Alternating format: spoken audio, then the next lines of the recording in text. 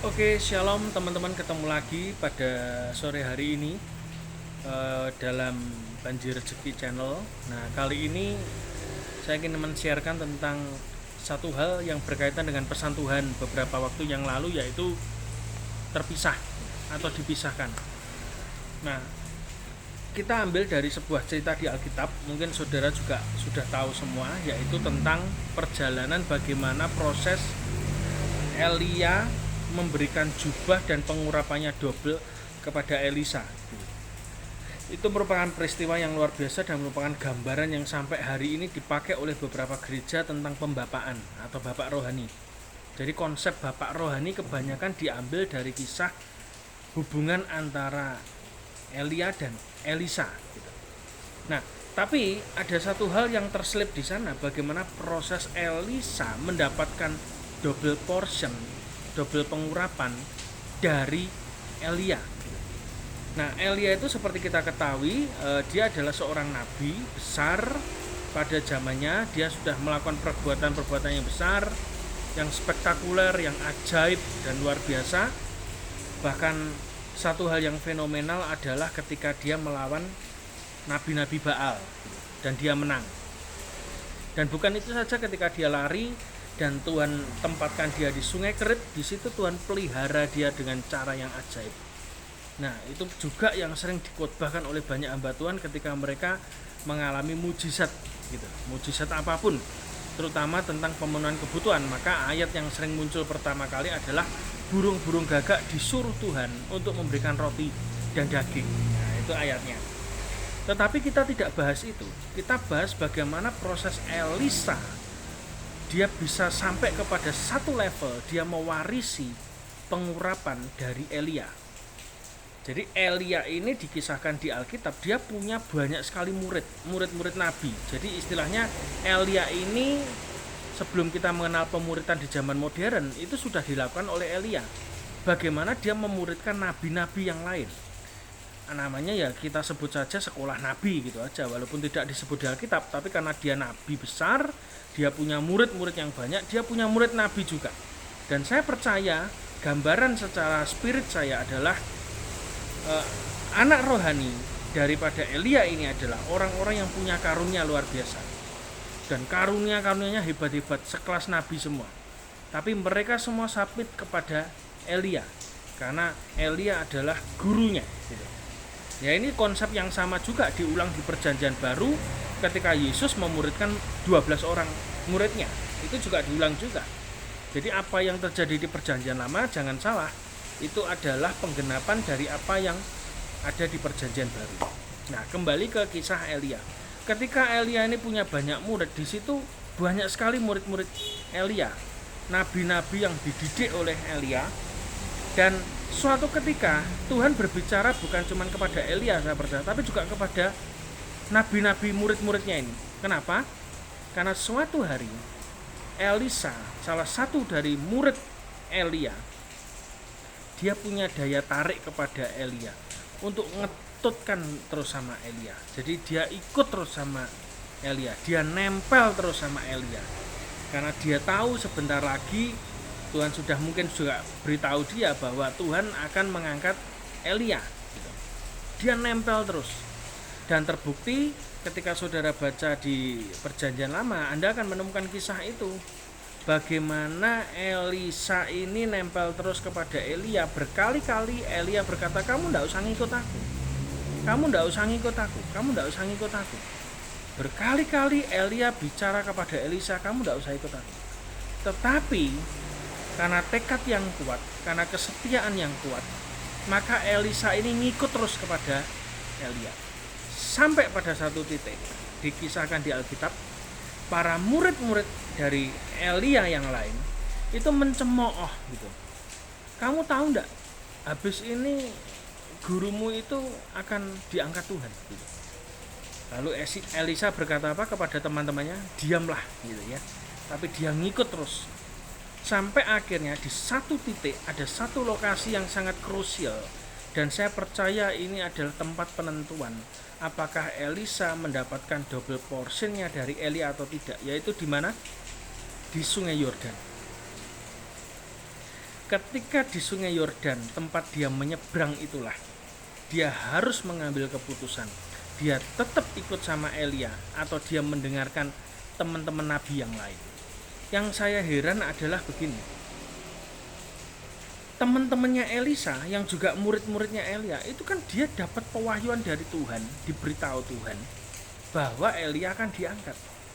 Tapi dari sekian banyak orang, kenapa yang nangkep satu pesan, yaitu warisan rohani, hanya Elisa? Ini yang saya mau beritahu buat kita. Kamu boleh punya karunia hebat, kamu boleh punya ketajaman rohani yang luar biasa, kamu boleh punya talenta yang luar biasa, bahkan kamu ngusir setan demi nama Yesus juga oke, pelayanan pelepasan oke, melayani orang gila oke, melayani orang waras juga oke, Anda punya banyak pelayanan, tapi ketajaman rohani itu sangat penting. Ini yang disebut oleh orang-orang dunia sebagai intuisi, kemampuan intuisi, feeling, perasaan. Kalau orang Jawa itu ngomong rasa.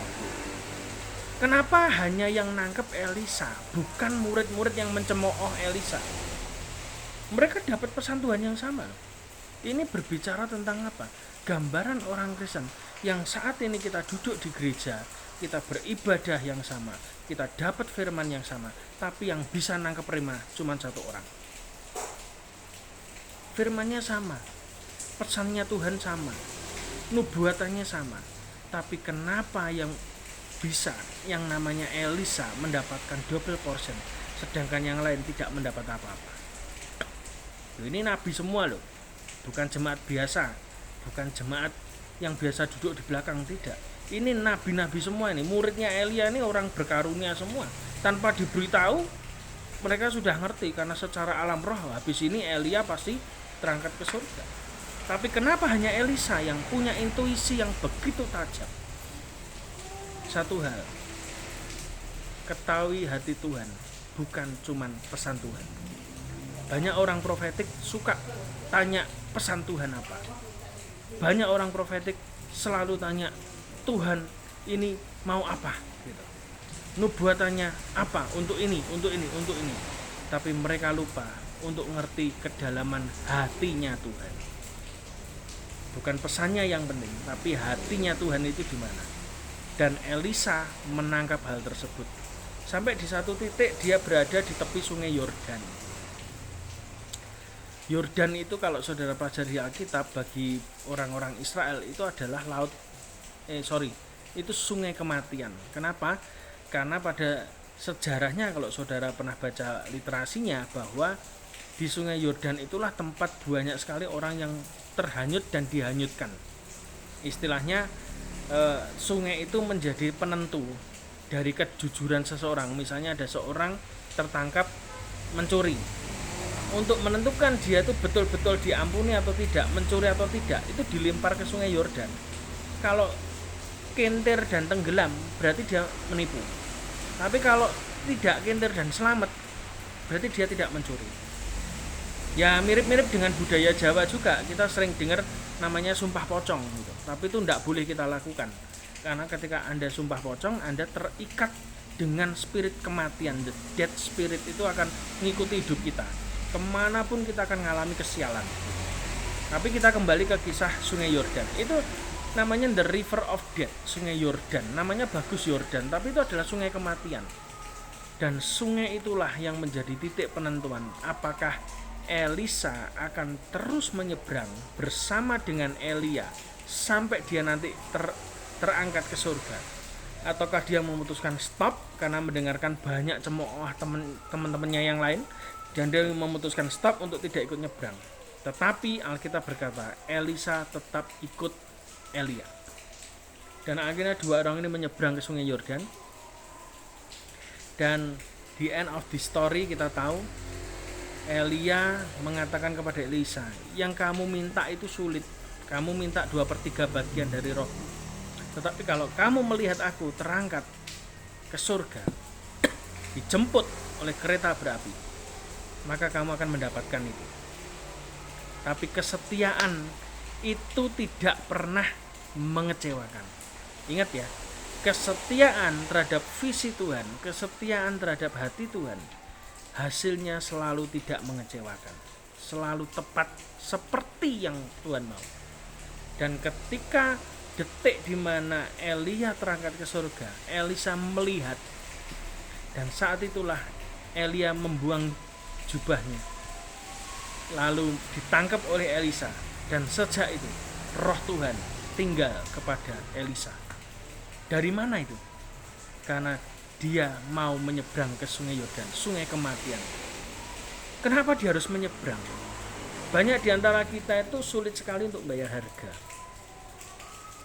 Kita suka sekali dilayani, tapi kita membenci melayani.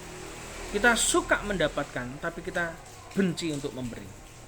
Kita suka untuk untung, tapi kita tidak pernah suka untuk nabur. Itu cenderungnya kita. Tapi kematian di sini berbicara tentang kedagingan juga. Engkau boleh punya karunia hebat. Karunia itu gift, dan kadang Tuhan tidak akan pernah menarik hadiah atau gift atau pemberian apapun yang diberikan kepada kita. Itu akan nempel pada kita. Saya melihat banyak sekali orang-orang yang punya karunia hebat, tapi Tuhan tidak kenal mereka. Itu bisa. Dia punya karunia. Kenapa? Karena Matius 7 saudara baca. Di situ di hari-hari akhir nanti akan banyak orang berseru kepadaku, Tuhan, Tuhan, aku sudah bernubuat demi namamu, mengusir setan demi namamu, menyembuhkan orang demi namamu. Tapi Tuhan berkata, sejak itulah aku berkata, aku tidak kenal kamu, enyahlah kamu pembuat kejahatan. Ini orang berkarunia. Ini orang kenabian, orang profetik. Wah, punya talenta luar biasa, punya kuasa luar biasa. Yang orang mungkin berpikir, wah orang ini cinta Tuhan ya. Buktinya apa? Punya karunia. Orang ini dekat dengan Tuhan ya. Buktinya apa? Dia bisa bernubuat. Orang ini cinta Tuhan. Kenapa ya? Ya karena dia ini bisa ngusir setan. Itu persepsi orang. Apa yang dilihat manusia, belum dilihat Tuhan. Hati-hati. Nah, singkat cerita, Elisa mendapatkan itu kenapa? Karena dia mati bagi dirinya sendiri. Tuhan berbicara, ketika engkau melewati sungai kematian, saat itulah engkau harus menanggalkan kedaginganmu. Kubur mimpimu sampai mati, sehingga mimpi Tuhan yang tumbuh. Kubur visi pribadimu sampai mati, sehingga visi Tuhan yang tumbuh dalam hidupmu. Kita berkata kalau benih itu tidak ditanam dan mati, maka tidak ada pertumbuhan yang baru. Pengen sesuatu yang baru di tahun yang baru? Kuncinya gampang. Anda harus melewati sungai Yordanmu. Anda harus melewati sungai kematianmu. Mati secara daging. Itu juga bisa berbicara tentang baptis. Orang baptis itu, kalau saudara perhatikan Yesus itu kenapa baptisnya di sungai Yordan bersama Yohanes Pembaptis. Sederhana, itu hanya menggenapi Alkitab yang ada di Perjanjian Lama tadi, bahwa itu adalah sungai kematian. Ketika kita dibaptis, kita sebetulnya mati bagi diri kita sendiri. Kedagingan kata mati bersama dengan dosa-dosa kita.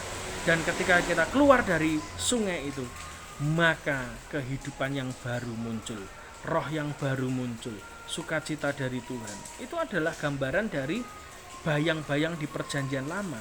Yang Perjanjian Baru, Yesus mengajarkan kepada kita baptis. Ketika engkau baptis, maka dagingmu ini mati. Karena itu ketika engkau melayani Tuhan, satu hal, jangan pernah melayani dengan kedagingan. Tidak ada hal yang baik yang muncul dari kedagingan. Tidak ada hal ilahi dihasilkan dari sebuah kedagingan. Engkau menyembah Tuhan bukan karena engkau ingin mirip dengan gereja, model gereja yang lain, tidak. Tapi engkau menyembah dengan gayamu sendiri, mati bagi dirimu sendiri, mati bagi kedaginganmu, sehingga roh Tuhan itu yang hidup dalam hidup kita. Percayalah bahwa roh Tuhan tidak akan pernah bekerja selama kita masih ada sesuatu yang kita andalkan. Tuhan ingin kita melepaskan semuanya, sehingga kita mendapatkan sesuatu, yaitu dari Tuhan. Belajarlah seperti Elisa, matikan kedaginganmu. Kebanyakan yang saya temukan beberapa hari ini adalah kita ini cenderung di-drive, diatur, diprovok oleh perkataan orang lain. Termasuk saya, hampir saya juga begitu. Diprovokasi oleh perkataan orang lain, kita jengkel, kita marah. Percayalah, kalau Anda diprovokasi oleh perkataan orang lain, dijelek-jelekkan oleh orang lain, saya punya rumus yang paling hebat. Dan ini dari Tuhan. Yaitu, izinkan orang lain menjelek-jelekkan kita. Dan kita akan melihat apa yang dikatakan orang lain tentang kita akan dilakukan. Ya toh? Ada orang yang beberapa waktu lalu mengatakan, Musa kok disuruh khotbah di gereja, ndak sekolah kitab, bukan pendeta. Orang ngomong sesuatu yang buruk tentang kependetaan kita. Dan saya memang bukan pendeta, karena saya diundang sebagai pembicara. Mungkin pendeta yang ngomongin saya ini lupa bahwa dalam kekristenan itu ada namanya evangelis. Evangelis itu tanpa sekolah Alkitab, tapi dia memberitakan firman. Ya oke, waktu itu saya hampir terpacu untuk marah. Lalu saya belajar diam. Tuhan itu selalu menjawab ketika kita ini dihina orang, percayalah. Saudara tahu, setelah saya mendengar itu, saya melayani beberapa ibadah. Ibadah pertama yang saya layani, worship leadernya memperkenalkan saya sebagai apa? Pendeta Henry Setiawan. Saya kaget. Pendeta Musa Henry Setiawan. Saya dipanggil pendeta. Pengakuan itu datangnya dari orang lain. Ketika ada orang yang mengatakan bahwa kamu tidak sekolah kitab, kamu bukan pendeta, diem mau. Itu rumusnya. Jangan terjebak, terpancing untuk klarifikasi. Biarkan Tuhan yang menjawab perkataan orang lain. Oke? Ketika orang lain mengatakan saya bukan pendeta, tapi pengakuan pendeta ini malah datang dari worship leader gereja itu. Lalu berikutnya saya pelayanan lagi di persekutuan pelajar. Lalu MC-nya juga begitu, worship leadernya mempersilahkan memanggil saya untuk melayani firman Tuhan. Waktu itu saya melayani firman Tuhan juga, acara Paskah. Worship leadernya mengatakan kepada Bapak Pendeta Musa Henry dipersilahkan. Dipanggil pendeta lagi saya. Jelas-jelas saya bukan pendeta. Lalu saya ibadah lagi di luar kota. Ibadah SMA. Itu pun juga begitu. Ketika selesai pujian penyembahan, lalu MC-nya itu memanggil. Selanjutnya kita akan mendengarkan firman Tuhan yang dibawakan oleh Bapak Pendeta Musa Henry. Saya kaget. 3 orang, 3 tempat berbeda itu menjawab kritikan orang terhadap saya tentang kependetaan. Sampai sekarang saya bukan pendeta, saya tidak punya gereja kok. Tapi apa yang dikatakan orang buruk kepada saya, tapi Tuhan bisa rubah. Ya toh? Dulu juga begitu. Ada orang yang sempat mengatakan tidak bakal punya rumah. Punya rumah sekarang. Tuhan itu kalau menjawab tuh secara elegan, secara cara yang ajaib gitu loh, berkelas. Cara jawabnya Tuhan itu berkelas, tidak sembrono, tidak perlu kita diomongin orang lalu kita marah, kita ngelabrak. Diomongin orang kita ngamuk, kita ngelabrak. Buat apa? Tuhan seperti ngasih sesuatu. Kamu kan bukan pemulung, kenapa ngurusi sampah? Oh iya Tuhan, kita ini anak raja, bukan pemulung. Jadi kalau ada orang yang sebagai sampah datang dalam hidup kita, tidak usah diurusi. Itu bukan kerjaan kita. Kerjaan kita adalah anak-anak Allah. Kita ini punya otoritas Tuhan, anak-anak kerajaan, dan kita bukan pemulung. Jadi tidak perlu kita habiskan waktu untuk ngurusi sampah-sampah yang tidak perlu. Belajar dalam hidup ini memilih dan memilah apa yang penting dari Tuhan, mendengarkan kata Tuhan atau mendengarkan kata orang. Kita harus bisa memisahkan itu. Karena itu, satu hal yang penting pesan Tuhan hari ini, belajarlah untuk dipisahkan dari komunitas yang sampah. Sekalipun mereka orang rohaninya hebat, sekalipun mereka punya karunia, tapi kalau memang sampah akan membawa sampah dalam hidup kita, membuat kita tidak setia mengikuti Tuhan, sampai kita tidak dapat pengurapan double porsi, yang rugi adalah kita, bukan mereka. Percayalah, kenapa kok kadang kita bertanya-tanya, yang ngomongin kita kok banyak sekali ya, padahal kita tidak berbuat salah. Tak kasih tahu, orang yang tidak berhasil itu selalu lebih banyak dari orang yang berhasil. Dan cenderungnya Orang yang tidak berhasil, dia tidak berhasil sendirian. Dia pasti akan berusaha narik orang lain yang kelihatannya mau berhasil, ditarik supaya ikut tidak berhasil. Itulah mental kepiting. Kepiting kalau saudara taruh krep itu di keranjang anyaman itu, kalau saudara pergi ke pasar, kepiting-kepiting itu dibiarkan. Kadang ada tempat-tempat tertentu yang membiarkan begitu aja. Ketika ditanya, loh kenapa kepitingnya tidak ditaleni? Capitnya tidak ditaleni, kakinya tidak ditaleni. Nanti kalau keluar gimana? Oh tenang, jangan khawatir. Kepiting itu punya satu sifat ternyata. Kalau ada satu kepiting yang berusaha keluar dari keranjang dan kepiting yang lain tahu, maka teman-temannya ini akan berusaha narik kepiting yang satu itu untuk turun lagi, tidak boleh keluar. Itu adalah gambaran orang Kristen masa kini, gereja masa kini, pemimpin rohani masa kini. Tidak suka lihat orang senang atau senang lihat orang lain kesusahan. Itu sudah hukumnya. Jadi kita ini jadi orang yang waras, harusnya kita tidak ngurusi sampah. Sampah kok mbok urusi, wong kamu bukan pemulung. Kamu itu anak raja. Anak raja ya kamu tuh gelasnya gelas emas, piringnya piring emas, sendok garpunya sendok garpu emas. Kamu ada di tempat yang terbaik, kamu ada di tempat istana yang luar biasa, ngapain ngurusi sampah? Oke? Jadi jangan pernah pahit dengan perkataan orang. Belajar seperti Elisa, ikut Elia terus, nempel kepada Elia terus sampai Anda mengalami double porsi pengurapan. Nah, kabar baik juga untuk bulan Februari nanti tanggal 7 hari Selasa jam 4 sore kita akan kedatangan hamba Tuhan Evangelis Michael Sony Suryawan. Beliau adalah dulu mantan direktur salah satu TV nasional. Lalu juga beliau punya karunia juga ngusir setan macam-macam, karena dulu saya pernah dengar waktu saya di Surabaya lama pernah mengundang beliau juga. Dia pernah terikat dengan okultisme masa mudanya. Jadi sekarang dia pelayanan itu juga, tapi juga sekarang dia memuridkan banyak orang. Jadi saya undang saudara untuk tanggal 7 juga hadir. Nah sekarang persekutuan kita setiap hari Selasa doa malamnya diajukan ikut yang jam 4. Jadi setiap Selasa saudara dan saya boleh hadir jam 4 sore di It House ya. Jadi saudara boleh hadir setiap Selasa. Jadi sekarang ngiling-ngilingnya gampang, enggak usah hari ini jam 4, besok jam 7, enggak usah. Pokoknya Selasa pasti jam 4 ada ibadah dan doa di It House gitu. Nah, sedangkan nanti tanggal 28 minggu terakhir kita juga akan kedatangan seorang nabi Tuhan dari India, VJR Roy. Beliau itu adalah seorang hamba Tuhan yang dipakai Tuhan saya pernah lihat videonya juga dipakai di kenabian, nubuatan dan juga kesembuhan. Jadi ajak setiap orang untuk hadir beramai-ramai, ya toh, saudaramu yang belum kenal Tuhan ajak semua untuk hadir, untuk menikmati apa? Menikmati jamahan Tuhan.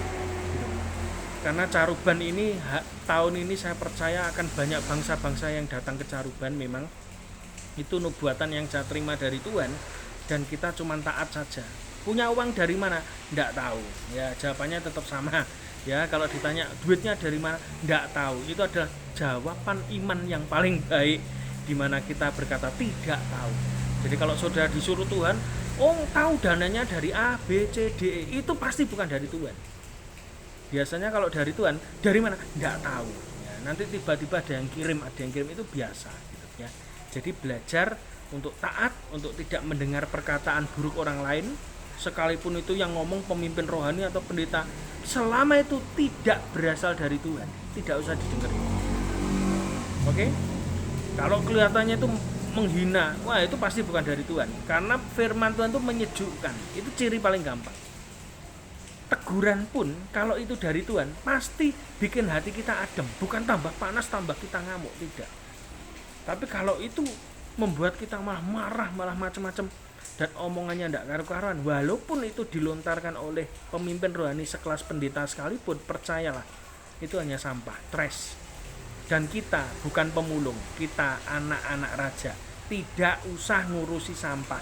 Orang lain mau ngomong tentang kita jelek, orang lain mau ngomongin kita buruk, orang lain mau ngomongin kita tidak punya masa depan.